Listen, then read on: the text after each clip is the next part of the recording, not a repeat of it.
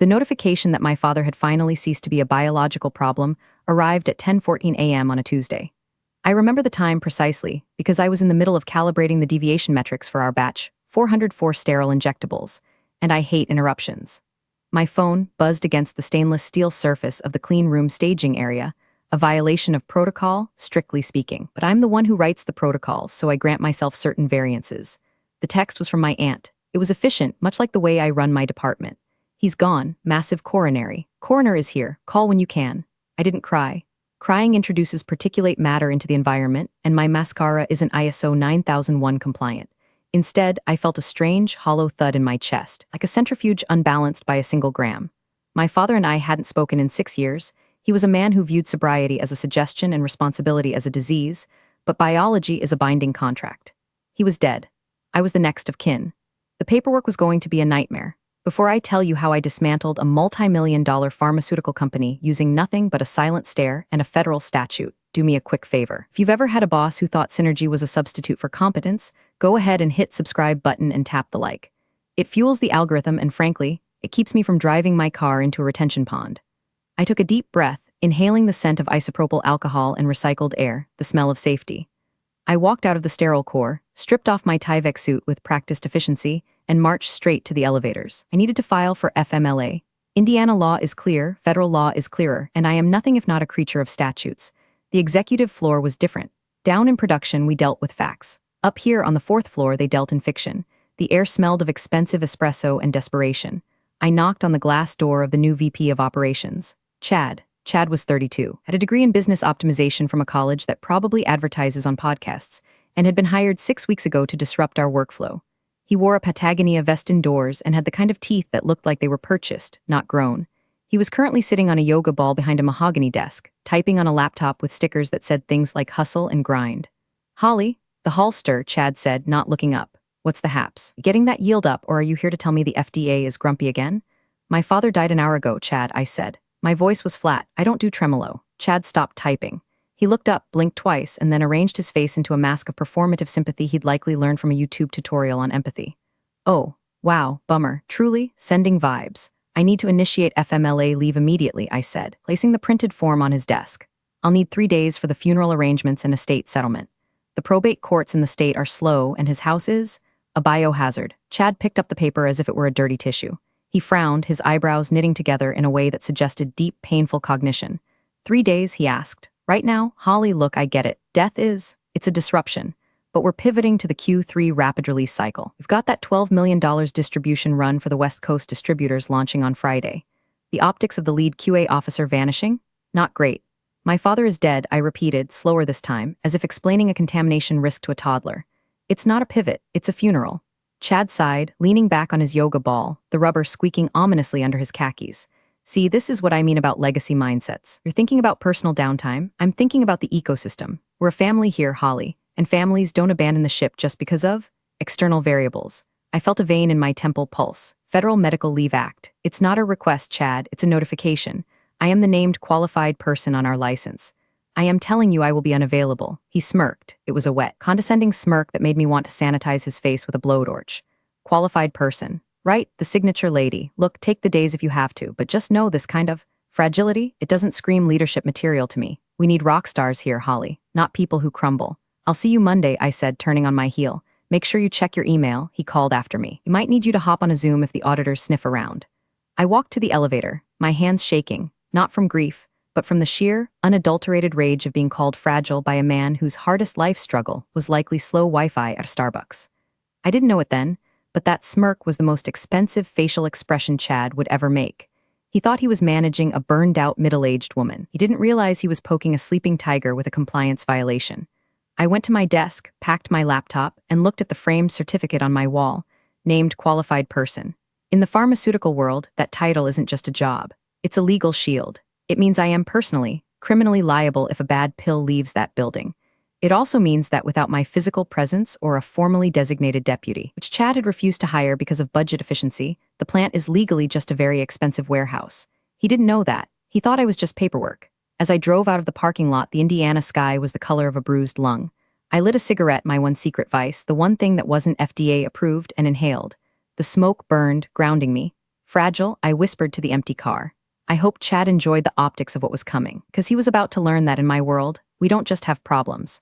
We have corrective and preventive actions. And he was the deviation.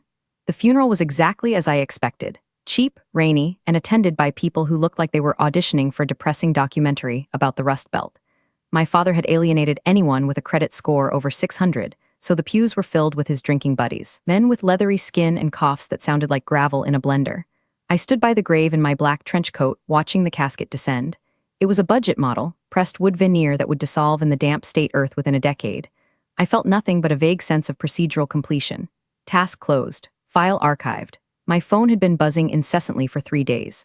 37 missed calls from the plant. 14 emails marked urgent with varying amounts of exclamation points. I didn't answer a single one. FMLA means leave. Leave means I am not working. If the plant was burning down, they could call 911. If the FDA was auditing, well, they should have thought about that before the VP told me to prioritize optics over mourning. I drove back to Indiana on Sunday night, exhausted, smelling of stale church basements and wet wool. I showed up at the facility at 7:45 a.m. on Monday, ready to get back to the sterile comfort of my spreadsheets.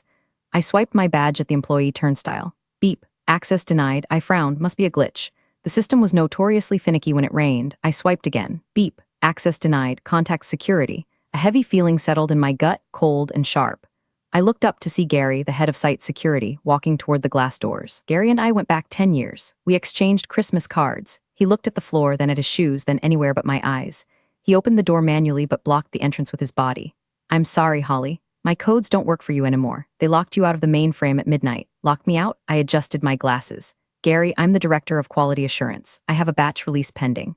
What is going on? You need to go to the loading dock. Holly, Chad left a box. A box. The universal corporate symbol for you have ceased to matter. I walked around the perimeter of the building to the loading dock. It was gray and drizzling again.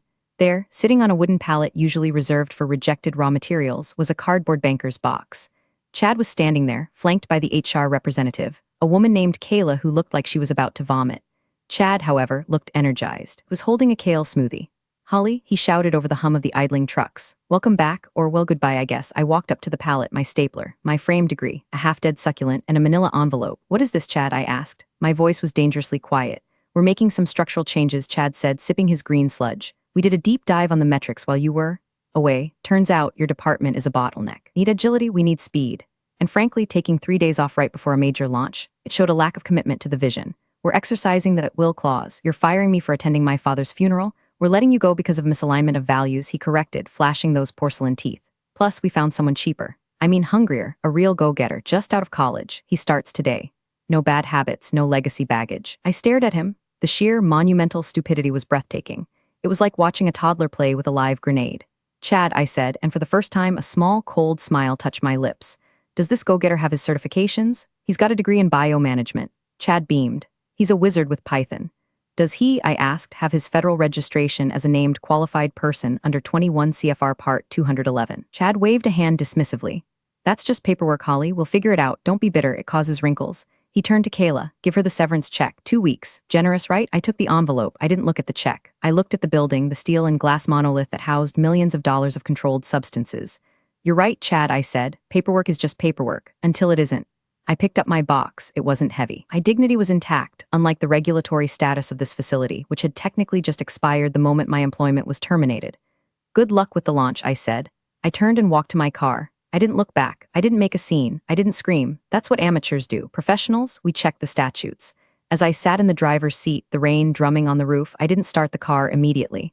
I pulled out my phone. I didn't call my mom. I didn't call a recruiter. I called the number for the regional field office of the Food and Drug Administration.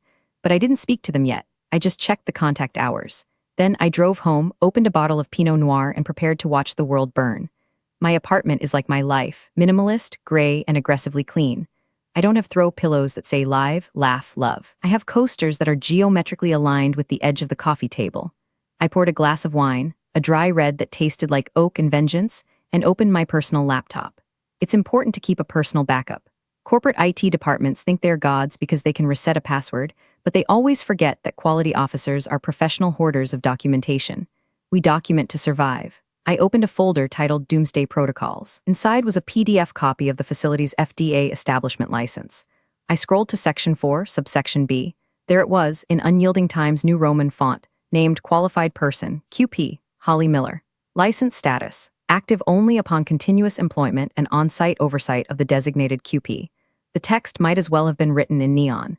It meant that the moment Chad deactivated my badge, he had inadvertently turned the entire manufacturing plant into an illegal operation. The FDA doesn't care about synergy. They care about accountability. If a batch of drugs goes out the door and kills someone, they need a specific human being to handcuff. For the last 5 years, that human was me. Now, it was nobody. And a pharmaceutical plant operating without a QP is like a commercial airliner flying without a pilot. It might glide for a while. Gravity is inevitable. I took a sip of wine. The rage I had felt in the parking lot was cooling into something harder, something useful. I wasn't just an ex-employee. I was a loose thread in a sweater, and Chad had just pulled me. I picked up my phone and dialed a number I knew by heart. Law offices of Stoller and Finch, the receptionist answered. "Put me through to David," I said. "Tell him Holly Miller has a whistleblower claim that's going to pay for his boat." David came on the line 30 seconds later. "Holly, I thought you were lifers over at Pharma Corp. Did you finally snap and poison the coffee?" "They fired me, David, while I was at my father's funeral," a low whistle on the other end. "Ouch. Wrongful termination?" "Better," I said, hearing the click of my keys as I drafted an email to him. "They fired the named QP 3 days before a $12 million distribution run. And David replaced me with an unregistered grad student." There was a silence on the line. A profound, reverent silence. "Holly," David said, his voice dropping an octave, "are you telling me they are currently manufacturing controlled substances without a license holder on the premises?" "I'm telling you that as of 8 a.m. this morning, that building is effectively a meth lab with a 401k plan." "Send me everything," David said. "Do not talk to them. Not sign anything else. I'm going to draft a letter to the board, but..." "Wait, no," I interrupted. "No letter to the board yet. Why? We can settle this for 6 figures by Friday." I looked at the rain streaking my window. I thought about Chad's smirk. I thought about the fragile comment. I thought about my dad's cheap casket and the way Chad had treated my grief as a productivity bottleneck. "I don't want a settlement, David," I said softly. "I want compliance." "Holly, what are you planning?" "They have a major shipment going out Friday, the West Coast distribution. If we alert the board now, they'll pause, hire a temp QP, pay a fine, and sweep it under the rug. Chad keeps his job. The investors stay happy. And if we wait until they ship," I said, "it becomes interstate trafficking of misbranded pharmaceuticals. It becomes a felony." "Jesus, Holly. I'm just following the procedure, David. Step 1, identify the deviation. Step 2, allow the system to demonstrate failure. Step 3, corrective action. You're terrifying. I'm unemployed," I corrected. "There's a difference." I hung up. Next, I logged into the FDA's industry portal. My credentials were still active because they were tied to my professional license, not the company email. I saw the dashboard. Status, compliant. Last login, 4 hours ago, by admin. Chad's team had logged in. Hadn't removed my name. They were ghostwriting my license. They were pretending I was still there to keep the green lights on. I took a screenshot. This wasn't just negligence anymore. This was fraud. I sat back, the blue light of the screen illuminating my face. I wasn't a vindictive woman by nature. I returned my shopping carts. I paid my taxes early. I followed the rules. But Chad had broken the cardinal rule of the universe. He mistook kindness for weakness, and silence for submission. I finished my wine. It was going to be a long week. I needed to buy more popcorn. Tuesday and Wednesday passed with the agonizing slowness of a sterilization cycle. I didn't leave my apartment. I became a spider in the center of a digital web. I knew the rhythm of the plant better than I knew my own heartbeat. Tuesday, 2:00 p.m., raw material weighing.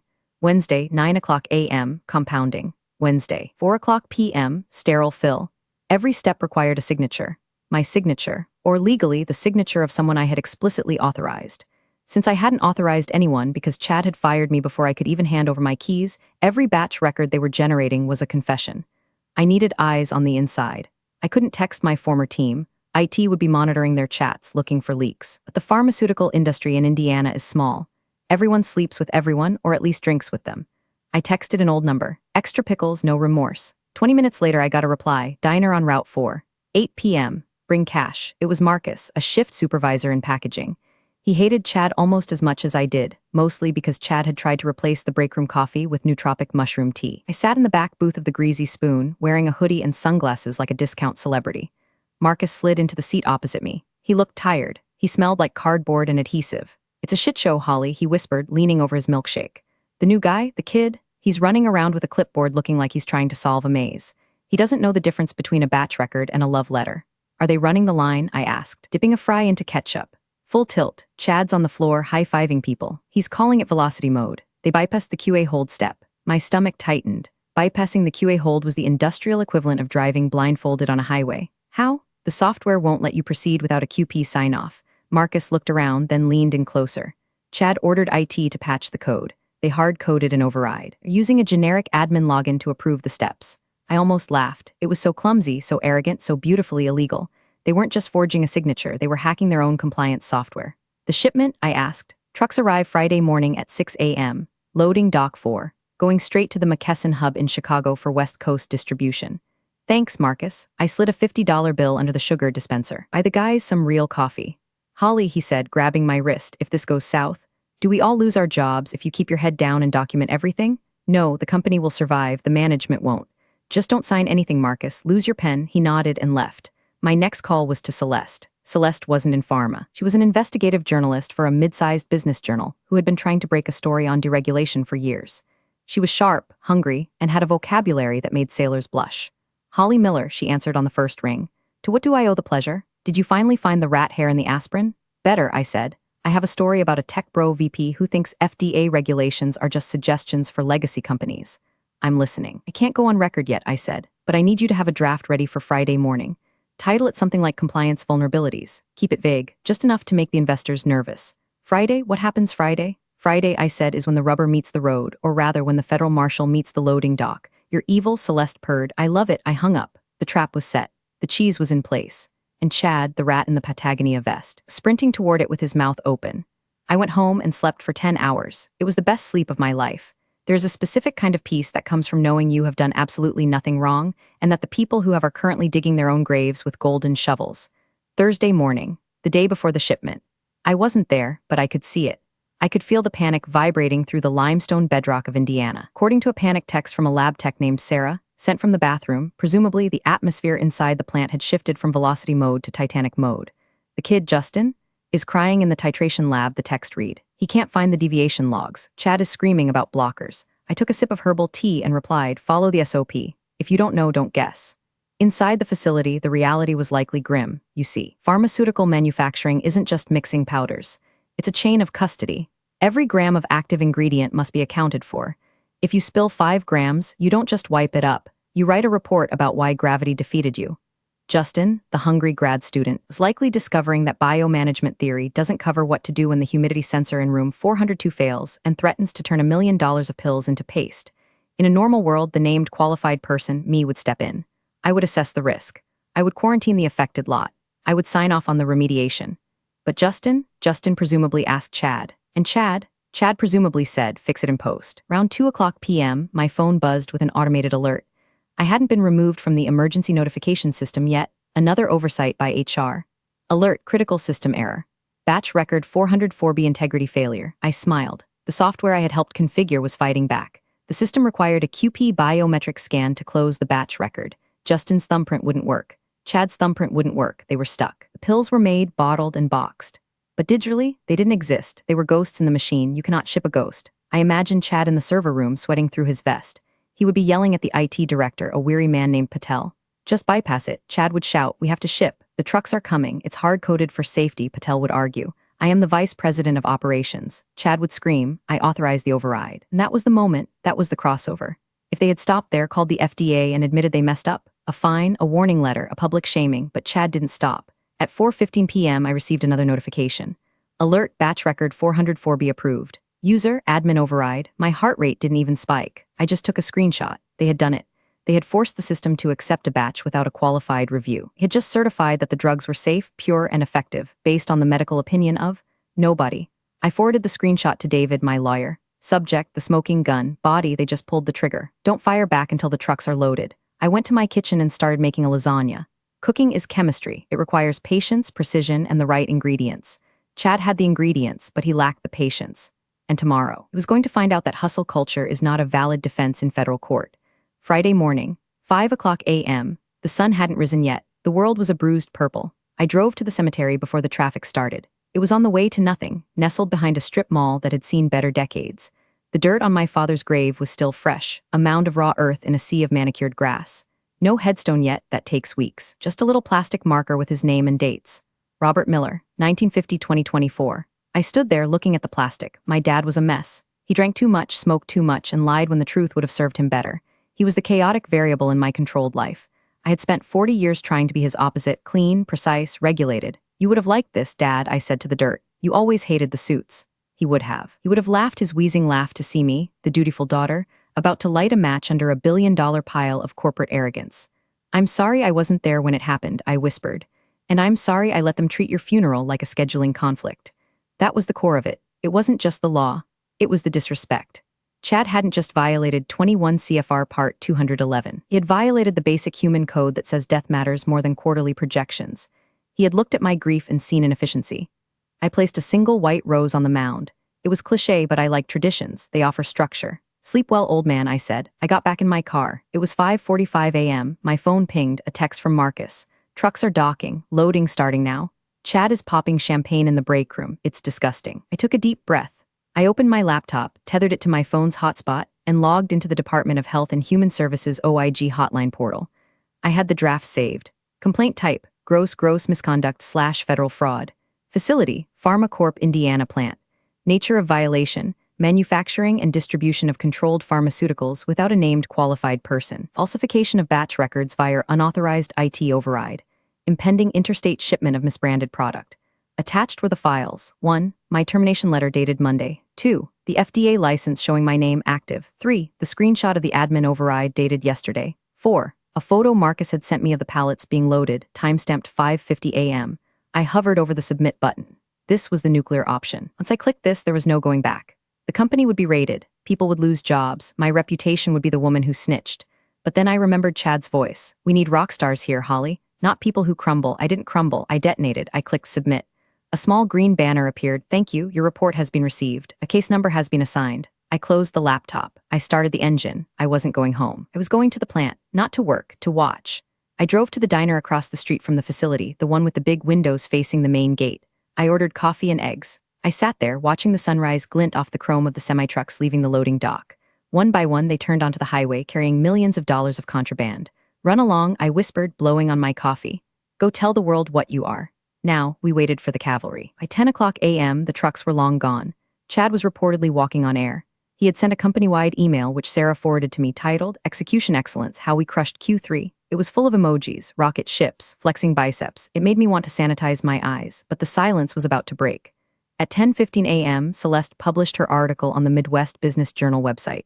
Headline: Safety Second. Insiders allege regulatory gaps at major Indiana pharma player. It was a masterpiece of vague menace. It didn't name names yet. It just mentioned recent high-level terminations and concerns regarding licensure continuity. It was enough. My phone buzzed. It was David, my lawyer. "Holly, the board just called an emergency meeting for 11:30. Investors are seeing the article. They're spooked. Is Chad invited?" Chad is presenting. He's supposed to be taking a victory lap. Perfect. I knew exactly what was happening inside that conference room on the 4th floor. The mahogany table, the expensive water bottles, the nervous shuffling of papers. The CEO, a man named Sterling who had a tan that looked like stained wood, would be asking questions. "Chad, what is this article? Chad, why is the stock down 2% since lunch? Chad, where is the QA director?" And Chad, in his infinite arrogance, be spinning. He'd call it FUD, fear, uncertainty, doubt. He'd say it was a disgruntled ex-employee, me trying to sabotage the vision. He'd say the metrics speak for themselves. I sat in the diner watching the main gate.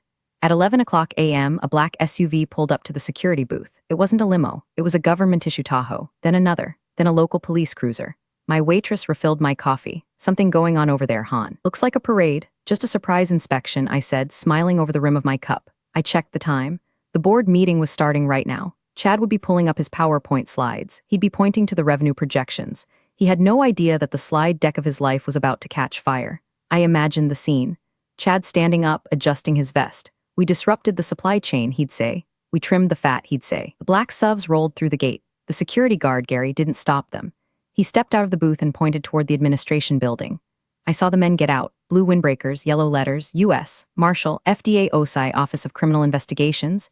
They didn't walk fast, they didn't run. They walked with the heavy, inevitable pace of consequences. I took a bite of my toast. It was dry. I didn't care. "Here we go," I whispered. I wasn't in the room, but I know exactly what happened. I know because David was on a conference line with the legal department, and he narrated the play-by-play to me later over drinks. Chad was mid-sentence. He was explaining how removing legacy personnel had improved decision velocity. The double doors of the boardroom didn't just open. They were pushed open by a man who had zero interest in corporate synergy. Agent Miller, no relation. Thankfully, from the FDA Office of Criminal Investigations walked in, flanked by 2 U.S. Marshals. The room went silent, the kind of silence where you can hear a stock price dropping. "Who are you?" Sterling, the CEO, demanded, standing up. This is a private board meeting. Sit down, Agent Miller said. He didn't shout, he just projected. He walked to the head of the table and placed a red folder on the polished wood. I am Special Agent Miller with the FDA. This is a federal stop production order pursuant to 21 CFR Part 211. As of 11:42 a.m., this facility is under the control of the United States government. Chad laughed, a nervous, high-pitched giggle. Whoa, okay, is this a prank? Did the sales team hire a stripper? Agent Miller turned to look at Chad. He looked at the Patagonia vest. He looked at the teeth. He looked at him like he was a stain on a Petri dish. Are you Chad Kensington? VP of Operations, Chad said, puffing his chest out slightly, though his voice wavered. Mr. Kensington, the agent said, did you authorize the release of Lot 404B via an administrative override at 4:15 p.m. yesterday? Aye. We. It was a glitch. We fixed it. Did you do so without the signature or presence of a named qualified person? Holly left. She abandoned her post. Chad shouted, pointing at the empty air. We had to ship. The business needs. The law requires, the agent interrupted, his voice like a hammer, a qualified person. By shipping that product, you committed interstate fraud. We have seized the trucks in Chicago. They never made it to the distributors. The CEO turned slowly to look at Chad. His face was gray. You shipped, Sterling whispered. Without a QP sign-off, you told me it was compliant. It's just paperwork. Chad screamed, his composure finally shattering. It's just a stupid signature. The pills are fine. The pills, the agent said, are evidence. He signaled to the marshals. Chad Kensington, please stand up and place your hands behind your back. What? No. Chad scrambled back, knocking over his yoga ball. It bounced comically across the room. You can't arrest me. I'm disrupting the industry. You're certainly disrupting something, the marshal said, snapping the cuffs on. The CEO slumped into his chair, head in his hands. The investors on the Zoom screen were frantically disconnecting. Outside, in the diner, I saw them bring him out. It's a beautiful thing to see a man who lives for optics get the worst photo op of his life. Chad was walked out the front doors, his hands cuffed behind his back, his vest looking suddenly ridiculous. He looked toward the diner. I don't know if he saw me.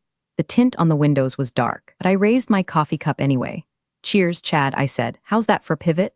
The fallout was swift, brutal, and thoroughly documented in the trade press. PharmaCorp's stock dropped 64% by market close on Friday. By Monday, they were delisted from the exchange. The FDA doesn't play around. They pulled the manufacturing license entirely. The plant is currently dark, a metal skeleton sitting in the Indiana cornfields. Chad is currently out on bail, facing 3 counts of fraud and 1 count of conspiracy to violate the Food, Drug, and Cosmetic Act. His LinkedIn profile now says open to work, which is the funniest joke he's ever told. As for me, I didn't have to look for a job. The job came to me. On Tuesday, I got a call from BioVance, our biggest competitor across town. Their VP of Quality, a woman named Alina who wears pearls and scares people for a living, invited me to lunch. We heard what happened, Alina said, cutting into her steak. We heard you let them hang themselves. I just followed the procedure, I said. We need a named qualified person, she said. We respect the statutes and we respect grief. We also pay 30% more than what you were making. I started the next Monday. My new office has a window. It overlooks a garden, not a parking lot. I still have the box of stuff from my old desk. I kept the stapler. I threw away the succulent. It was dead anyway. Sometimes, late at night, I check the news. I see the lawsuits piling up against PharmaCorp. I see the angry comments from investors. And I think about my dad. He was a mess. He was chaotic, but he taught me one thing, even if he didn't mean to. If you're going to break the rules, you better be ready to pay the price. Chad thought the rules were for little people. He thought he could innovate his way out of a federal statute. He forgot that the regulations are written in ink, but they are enforced in iron. I'm Holly Miller. I am a named qualified person. My signature is worth millions, and my silence is expensive. So to anyone out there dealing with a boss who thinks they're a visionary because they read a biography of Elon Musk, document everything. Save your emails, know your worth, and never, ever let them see you cry. Just wait for them to load the truck and then call the marshals. Now, if you'll excuse me, I have a batch to release. And this time, the paperwork is immaculate.